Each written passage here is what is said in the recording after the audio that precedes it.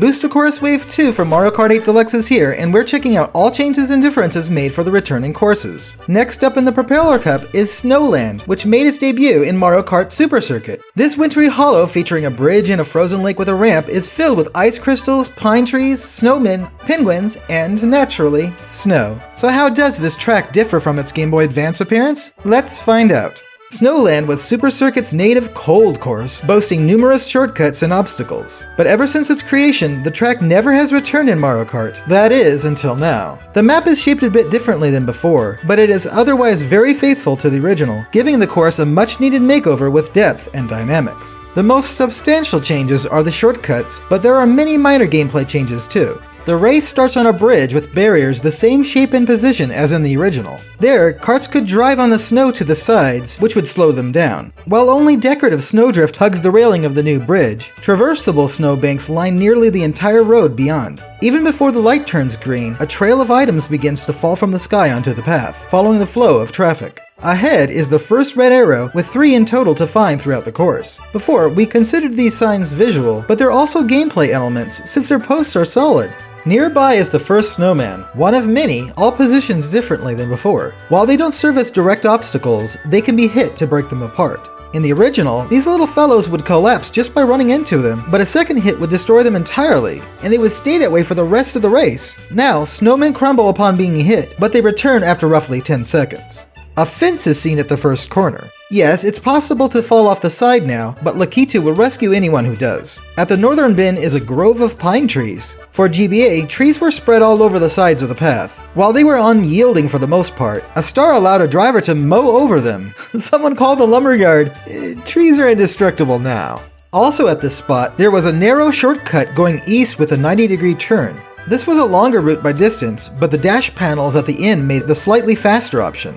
Emerging from the detour at the first, another shortcut was available just beyond a couple of dark ice patches through a straight icy side path. These patches were extra slippery, causing drivers to spin out if they didn't slow down after crossing them. No such spots exist now, and neither do either of these shortcuts. Aww. Well, 2 new shortcuts are available here instead, but they aren't as obvious. Between the trees are snowmen that mark both easy and harder jumps that can be made off the path into the frozen lake below. The easier option is just a little closer to the bend of the road, while a mushroom and a little practice are recommended for the more difficult cut.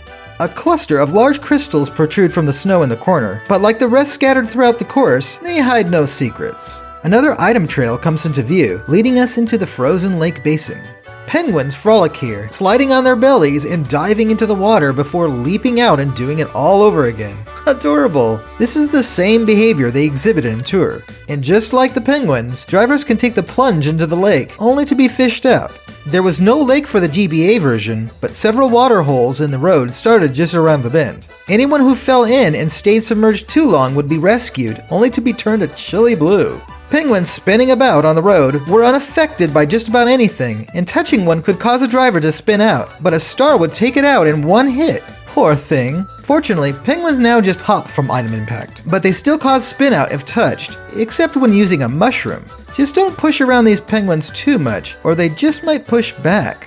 Low-level snow is accessible in the area, but don't venture out too far. At the end of the loop is a new ramp formed from the same sheet of ice as the rest of the frozen lake. How was this formed? See that cove with penguins hanging out to the right of the ramp?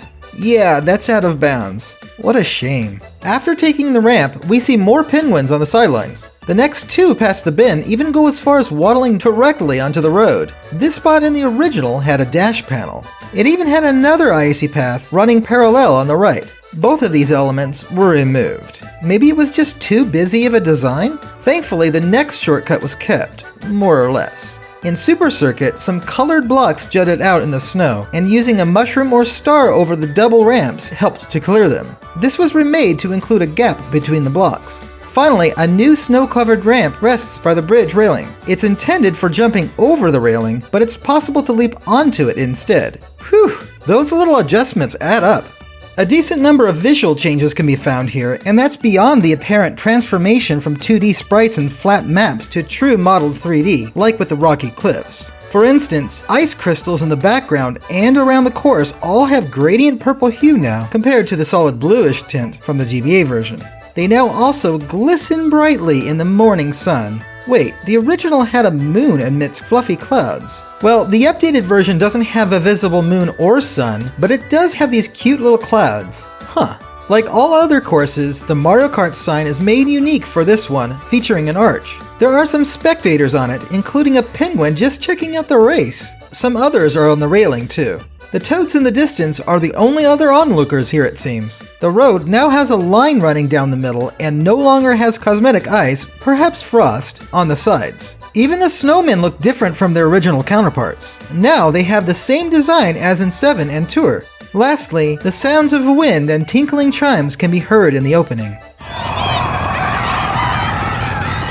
How atmospheric! Sure, that's not a visual change, but it's certainly an observation.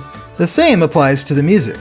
It's a playful polka referencing the Swiss Alps. As expected, it features accordion and horns as well as flute, all accompanied by digital sound typical of GBA.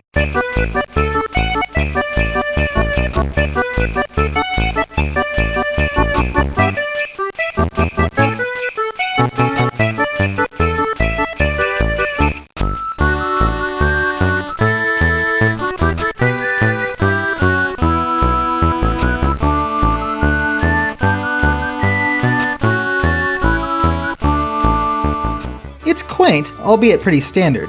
Naturally, the arrangement received quite the update, considering the technology jump and soundtrack standards. The piece now has a short intro. The instrumentation is about the same, with added sleigh bells and violin, along with new woodwind and soft brass layers in the repeated phrase.